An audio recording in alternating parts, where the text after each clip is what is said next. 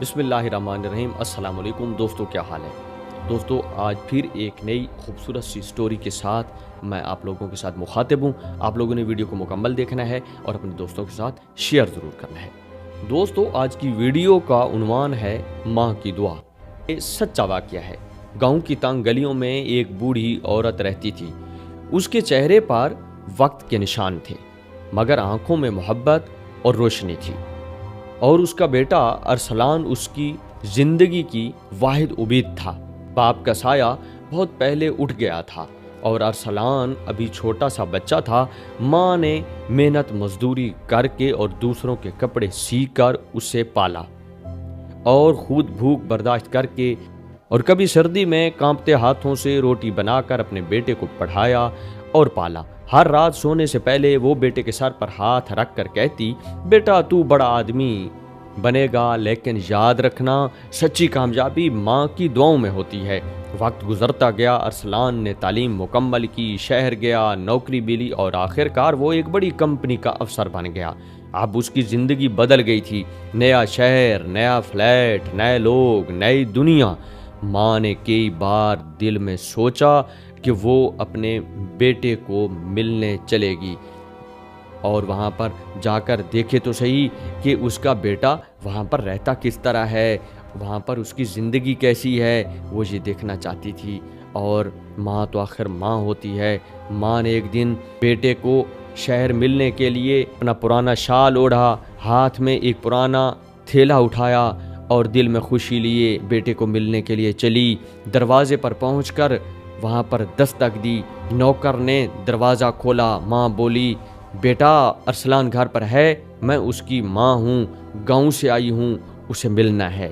نوکر اندر گیا، کچھ دیر بعد واپس آیا۔ صاحب کہہ رہے ہیں وہ مصروف ہیں، آپ کسی اور وقت آ جائیں۔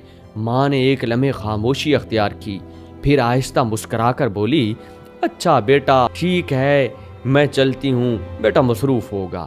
بارش ہو رہی تھی۔ جب وہ واپس مڑی، اس کے جوتے کیچڑ میں دھنس گئے، اس کے کپڑے بھیگ گئے، مگر چہرے پر مسکراہٹ باقی تھی۔ دل میں بس ایک ہی بات تھی، بیٹا مصروف ہوگا، کام والا آدمی ہے نا۔ چند دن بعد ماں بیمار پڑ گئی، کھانسی، بخار، کمزوری، مگر اس کے پاس دوائی کے پیسے تک نہیں تھے۔ وہ روز کھڑکی سے آسمان کی طرف دیکھتی اور کہتی، یا اللہ میرا بیٹا خوش رہے، میں اسے پھر دیکھنا چاہتی ہوں۔ پھر ایک دن اس کے محلے کے ایک شخص نے ارسلان کو فون کیا، بیٹا تمہاری ماں سخت بیمار ہے، شاید زیادہ وقت نہیں ہے اس کے پاس۔ ارسلان گھبرا گیا، فوراً گاڑی لی، شہر سے گاؤں کی طرف دوڑا۔ راستے بھر میں دل میں پچھتاوا، آنکھوں میں آنسو۔ میں نے کیوں نہ ماں کو ملنے دیا، وہ تو مجھ سے صرف ملنے آئی تھی۔ اور وہ یہ سوچتے سوچتے جب ہسپتال پہنچا تو ماں کے سانس بہت کمزور ہو چکے تھے۔ اس نے بیٹے کو دیکھا تو مسکرائی اور بہت آہستہ سے بولی، بیٹا تو آیا ہے، میں بہت خوش ہوں۔ تو آ گیا ہے نا، میں بہت خوش ہوں۔